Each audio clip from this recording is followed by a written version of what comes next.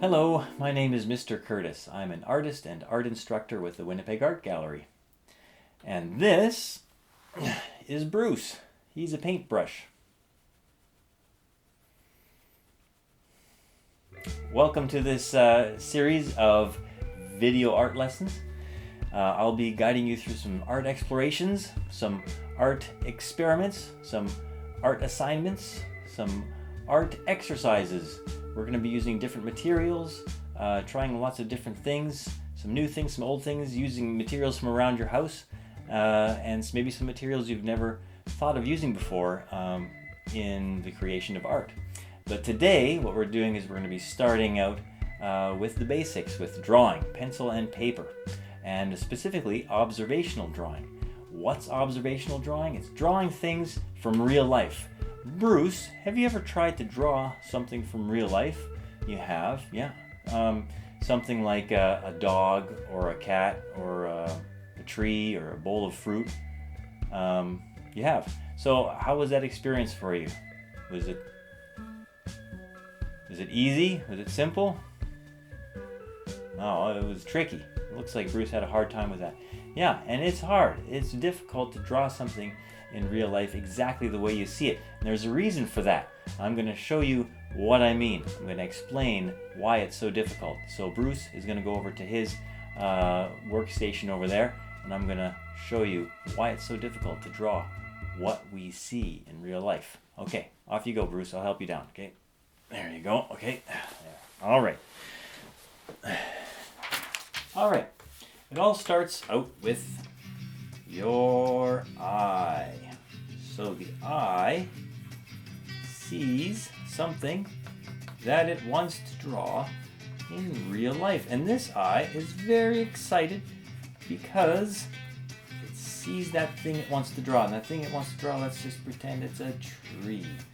It's a beautiful, shapely tree that the eye wants to draw. Okay, so we've got that branches here, we've got the leaves. The eye sees everything just as it is immediately. Okay, here it is. The texture of the bark.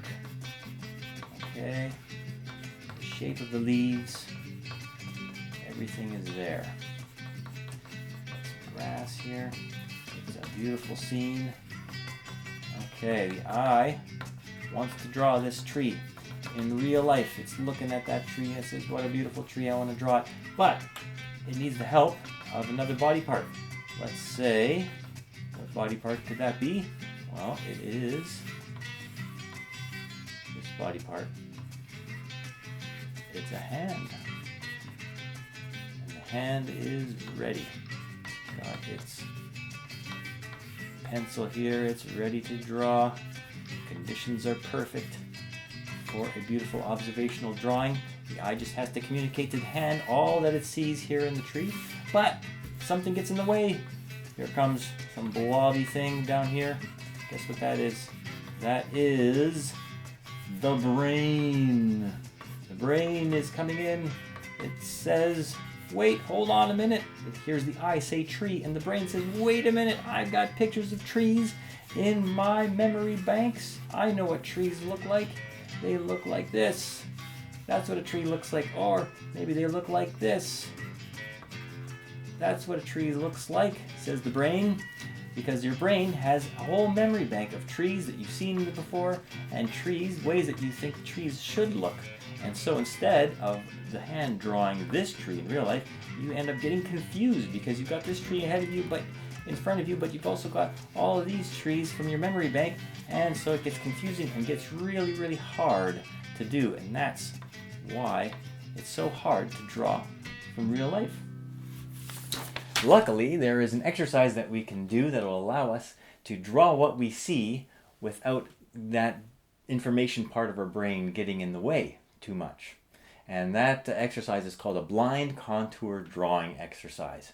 And so what we're going to need for this exercise is a drawing. So we're going to need a pencil, and just a regular old school pencil, HB is fine. And then 2 pieces of paper, and those pieces of paper can be scrap paper. I've got just some regular printer paper here that I'm using. You need 2 pieces of those. You're also going to need a mirror, and you're going to need something else, a model, something in real life that we can draw and observe. And that thing is something that you carry around with you all the time, that has quite a bit of detail, and that you look at every day. It's your face. You're going to need a face. Do you have a face? You're going to need it. That's going to be the thing that you're drawing today. Okay, I'm going to draw my face. You draw your face. If you don't have a mirror, though, in order to draw your face, if you have maybe a family member or somebody who's game in your house, maybe you can draw them. That can also work. All right. So what we're going to do is one of these papers, you're going to use that to draw on. The other piece of paper, what you're going to do is take your pencil and you're going to poke a hole right through the center of that piece of paper. Okay, just like that. And that's going to be your blind, so that you're not going to be tempted to look at your drawing. Because how this works is you're going to look at your face through the mirror and draw that face without actually looking at your drawing, being able to look at your drawing. Okay, that's blind contour drawing. It's going to feel a little weird. It's going to feel a little bit like riding your bike with your eyes closed. But trust me, it'll be fun. Okay, so this is how it's going to work. So I want you to watch me do a blind contour drawing of my face. What you're going to see is that I'm going to be staring at my image in the mirror, and I'm looking only at that. So the point is to be looking very closely at the details of the subject that you're drawing. So as my eye follows along the outside edge of my face, my pencil is going to draw that. And I'm going to go in and start to draw in some of the details as well, like my nose and mouth and ears and things like that, and without being able to see what I'm drawing. Okay, so I'm going to do that now. I can see myself in the mirror. I've got my pencil poised. I'm going to start at the top of my head, which is a good place to start, I think. And I'm going to start going along the outside edge. And it's important not to go too fast. Keep it kind of slow. Okay, try to get those details in there. Because if you go a little bit too fast, you're going to miss out on some details. So here's another point. Make sure that you're doing just one long line. Okay, if you're like me, when it comes time to sketching things, sometimes you like to have kind of a hairy line or a fuzzy line where you're making lots of little scratches. And that's not going to work for blind contour drawing because you're going to lose your place.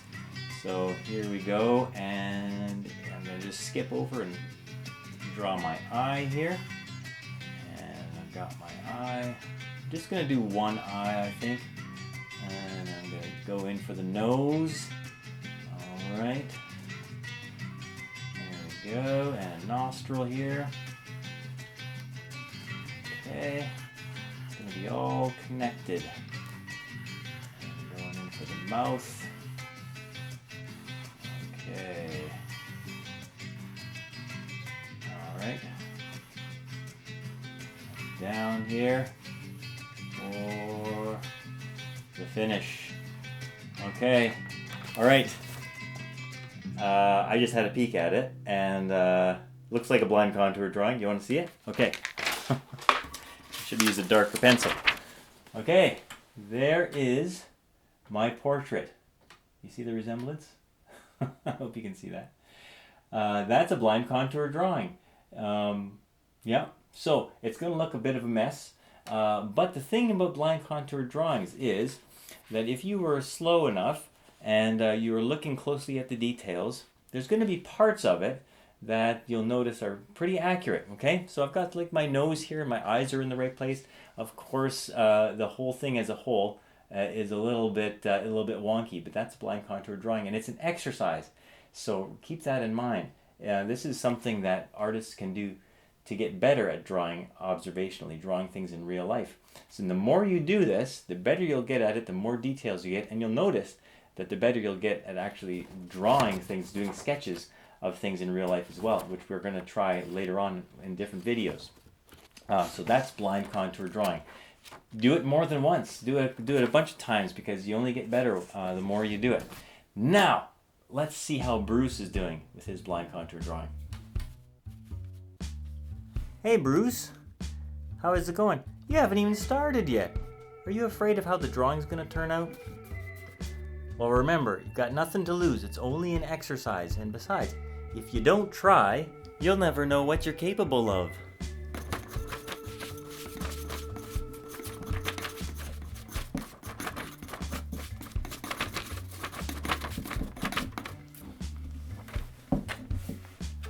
So until next time, be kind to yourself.